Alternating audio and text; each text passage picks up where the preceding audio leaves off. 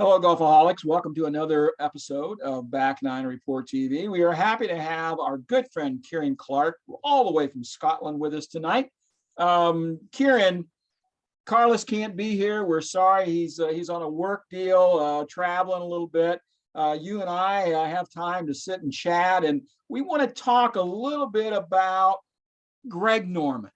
You know, Mm, Greg has just been, he almost won the Masters a couple times. He almost won the PGA a couple times. He almost won the US Open, but he did win the Open Championship a couple of times. But hmm the almost, what could have been with Greg Norman. And now he has become the face of the LIV investment series. And he's kind of been sticking his foot in his mouth a little bit. What do you think about his latest comments about that? He kind of poo-pooed the Saudi government's, murder of the Washington Post reporter Khashoggi. He said, but the good that the country is doing in changing its culture, they're working, they're changing from within. What do you think about all this stuff? There's just a lot of stuff going around. Well, there certainly is. There's an awful lot of stuff going around, but not much going on inside Greg Norman's head, I don't think. I think that's quite an empty vessel right there, I'm afraid. But yeah, last week he was on a little kind of a PR tour promoting the Live Golf series. Obviously, they're hoping to have their first event coming up very soon, just outside London at the Centurion Club. Obviously, they're going to have 8 events this year all around the world, including in America, with the finale, of course, in Saudi Arabia. And Greg Norman's out trying to explain the tour, answer the difficult questions that he's been posed by the journalists.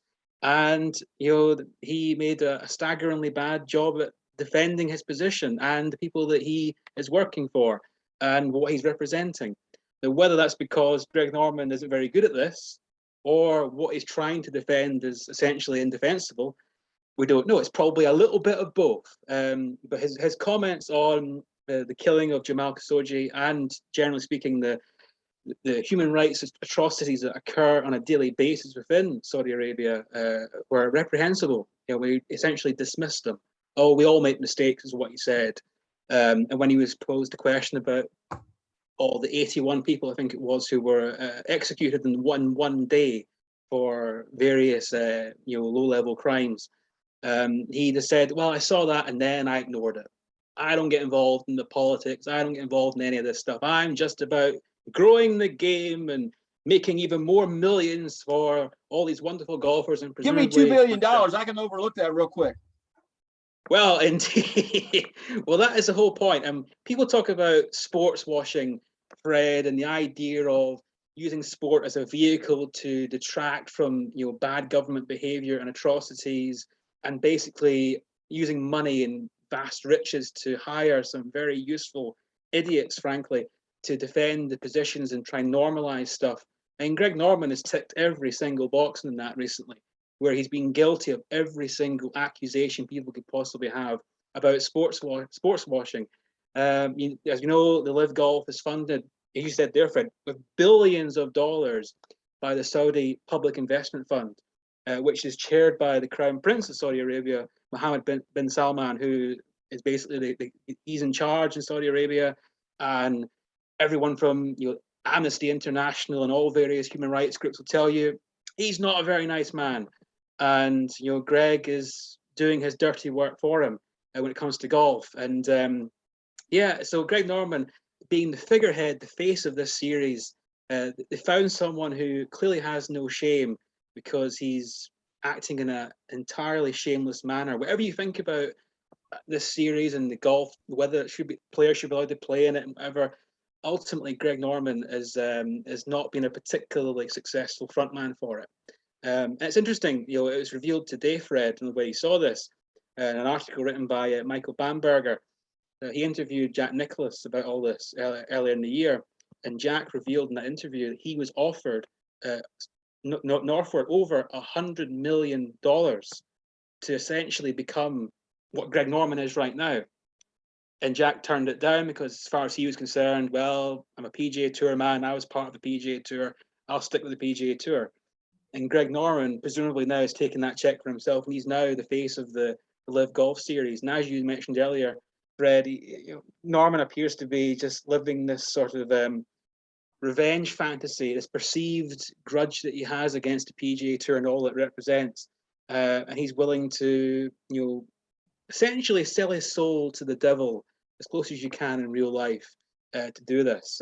So no, I think Greg Norman was a fabulous golfer. Was obviously a charismatic player, but his legacy has been tarnished by his comments and his actions of late. Which, to be honest with you, I think what he said last week about the killing of Khashoggi and the various other human rights abuses, the anti-gay actions in Saudi Arabia. Greg Norman said, "Oh well, I don't think I even have any gay friends." That was his answer to that, where gay people are literally executed or ostracized for who they are. So Greg Norman really isn't showing himself up to be a particularly appealing individual, I think it's fair to say, Fred. And I'm going to step back and I'll let you have a punch at him right now. Well, I can't disagree with anything you're saying. I've had very limited dealings with Greg Norman. I did interview him on one occasion. He was very forthcoming. He was very engaging. We had a great conversation. This was several years ago at the memorial. And I'd heard stories that Greg could be kind of a pain in the butt, but he was very good. I have to say. His passing off, the problems that the Saudi government has, I find just stupid.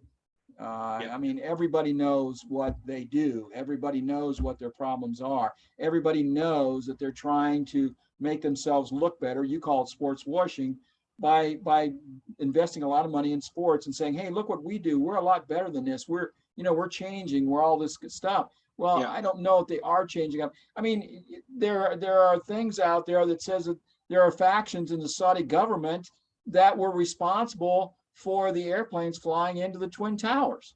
That seems to be, fairly factual. That's not just a fairy tale kind of thing. So these people, they have a lot of factions there that create some problems. So for him to jump in with both feet, it is just a money grab, it seems. Well, it's not just a money grab because he has a real anger deep inside versus the PGA Tour, which I personally cannot understand. The PGA Tour made Greg Norman a billionaire. I mean, he earned the money. He made the name on the PGA Tour so that he could get the endorsement with Cobra, get the stock options with Cobra that made him a multimillionaire when he cashed those in, that he used to build his business empire. It all comes back to the PGA Tour. Why? The World Golf Tour, he wanted to start that in the 80s. Okay. And so the Fincham comes in and says, "Well, we don't want to do this. Greg, let's not do that." And they turn around and do the World Golf Tour the next year, the 4 events, the World Golf Championships. And Greg saw that as a real slap in the face. He saw that he wanted to be involved in that, and they wouldn't let him do that. So he sees that as a slight, and he's trying to get back at the tour. So I don't know, Kieran. He said in a recent interview, we're not beholden. The LIV series is not beholden to the Saudi government. I thought they were the one that were putting the $2 billion into this thing. It was just announced the other day. They upped the ante to $2 billion. He said they're making plans now for 2023, 2024, and 2025. So I don't know. There's one other thing I want to talk about during this segment. Several guys requested releases from the PGA Tour so they could play in the Centurion event in London here in a couple of weeks. And the PGA Tour did come back and say, "No, we're not going to grant those releases," which is unusual. They normally don't do that, but in this case, they said no. What is your take on that? Well, it's interesting. Initially, when we were talking about this towards the end of last year, I thought it would have been a mistake for the PGA Tour to do that. It would just created, more anger, more animosity, more contention between the players and the tour, more grievances, whether they're real or not, with among certain players, and it would drive them further away from the tour and closer towards Greg Norman and his crowd. But I think what happened very crucially was it became, the tour announced the blocking of these players, not granting the releases that came the day after Norman announced 2 billion extra investment and the long-term planning.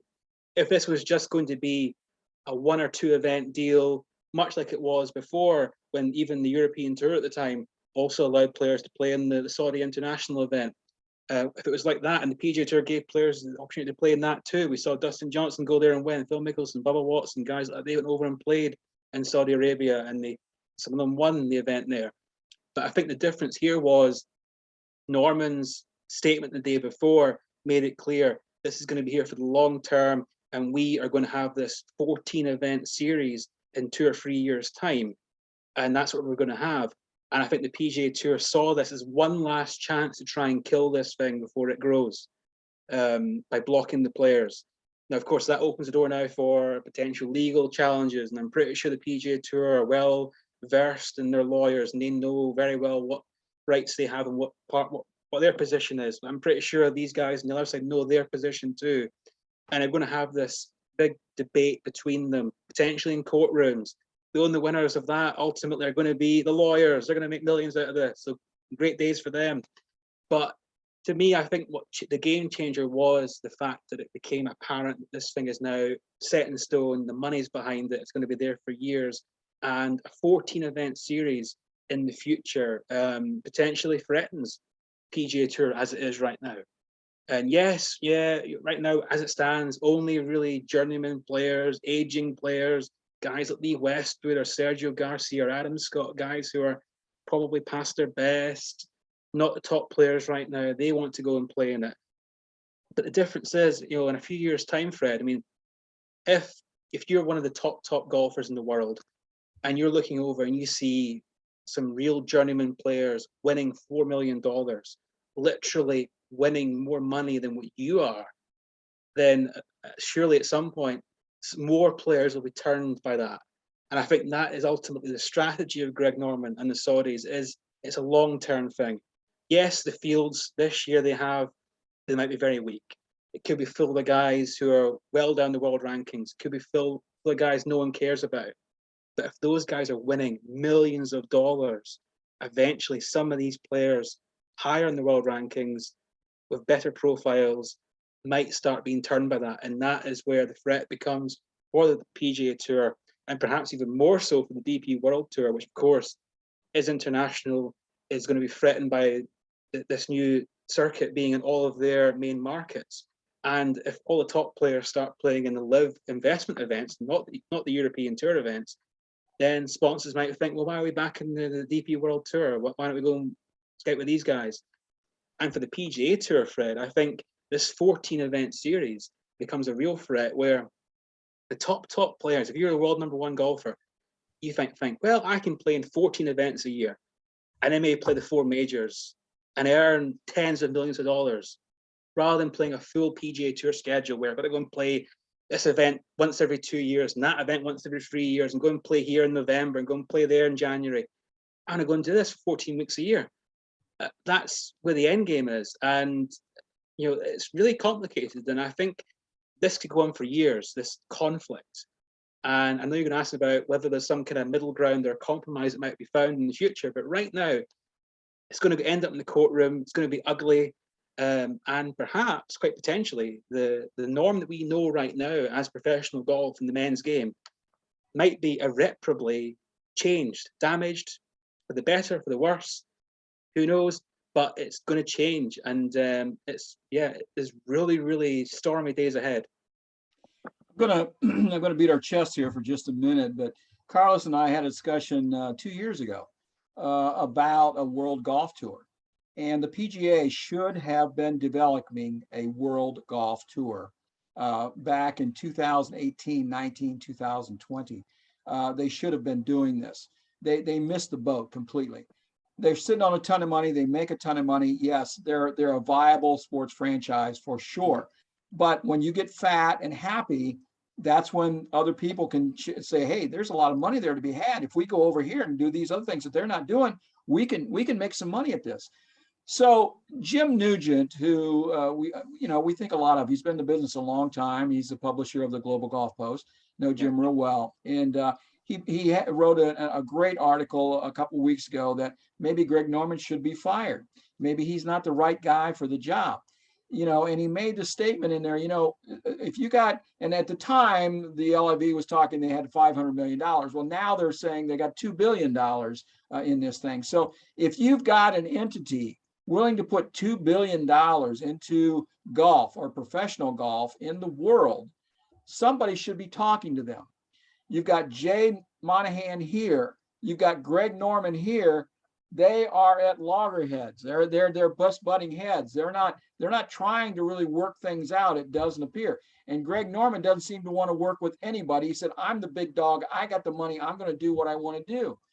So is Greg really the right guy for the job? Is it time that maybe the LIV investment managers, administrators say, well, Greg, this is great. You've got us a lot of advertising. You've made us a name, but you know what? We're going to move on from you. And Jim says there's actually a guy in their system that would be the guy that could maybe work with Jay Monahan, maybe work with Keith Pelley, and put something together that works for everybody to make everybody happy.